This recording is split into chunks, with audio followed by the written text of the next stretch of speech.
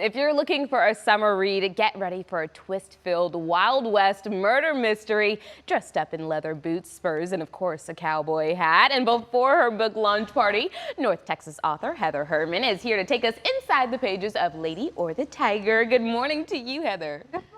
So glad to have you here. Okay, so Lady or the Tiger, it is set in the 1800s in the Wild Wild West. You're flipping the stereotype, though, in this script where the main character, Belle King, is that right? She is a little bit different. Tell me about her. Well, Belle just starts off as a normal, average teenage girl, and then because of her circumstances, she becomes like the wickedest woman in the Wild West, and she's known for cutting out men's hearts and replacing them with stolen diamonds. You know what? That is quite the, because you know serial killers have kind of like a little thing that they go like to, their right? Their card. signature. Yes, their signature. Yeah. Removing the hearts and putting diamonds. That's quite, that's an expensive signature. It indeed. is, yeah. Only the best for her. Only the best. Okay, so I mentioned it's a twist-filled murder mystery. Let's talk about her husband and then also how he's kind of a victim. Well, nobody knows. So the book opens with Belle. She's turned herself in for murder, and she's in a Dodge City jail cell, and she's awaiting trial when a man shows up who is her ex-husband, and he's supposed to be dead. Right. Yes. Okay. Things get very interesting from that point. So what inspired you to write a story where the heroine, instead of getting the guy as they save the world, right, she instead chooses herself? Yes, she does.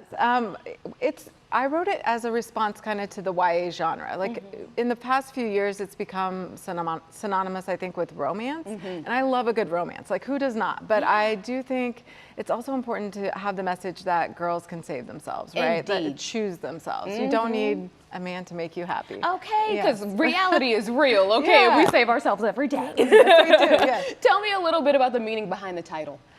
It comes from a short story. I don't know if you ever read it, but in high school, a lot of people did Lady or the Tiger. It was a short story, and there was like this wicked king, and the way he would mete out justice was there were two doors, and you choose one. So one was, if you opened it, there was this beautiful woman, and she would come out, and you could marry her, so you were innocent. But if you picked the other one, a tiger would come out, and it would eat you, right? Oh gosh. So it was like frontier justice, like truly. But so I was playing with the idea of like, who really is the tiger?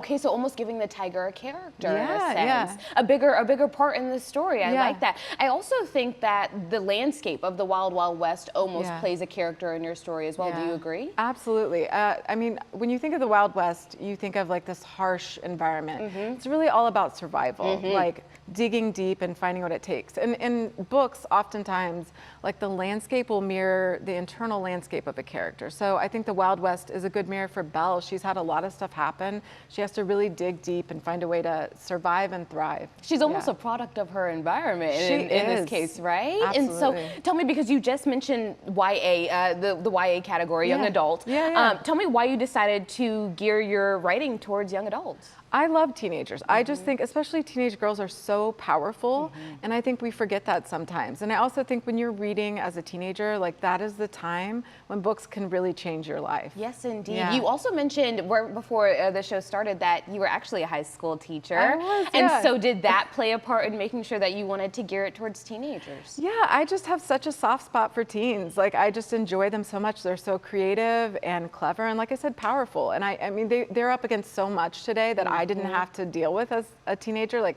social media and all this stuff. And they give me such hope for the future. Yes, indeed. It is a really good next generation. Tell me though, your writing process, any rituals or things that really get you going in order to get the story done? Yes, I have a really good playlist, and there's a lot of dancing involved in the mornings. Yeah. Very, very good. Okay, so you have an event coming up. It's actually tomorrow. It's going to be almost like your launch party. Or how excited are you for that? So excited. I'm partnering with Talking Animals and Grapevine. They're amazing. I can't wait. Yeah. So good. All right. Well, Heather, thank you so much for being here this morning, sharing your story with us, and also providing books for the next generation so they can find themselves as well, maybe even inside the pages. And for you guys at home, mark your calendars, because as we just said, Heather is having a book launch party tomorrow night at Talking Animal Books in Grapevine.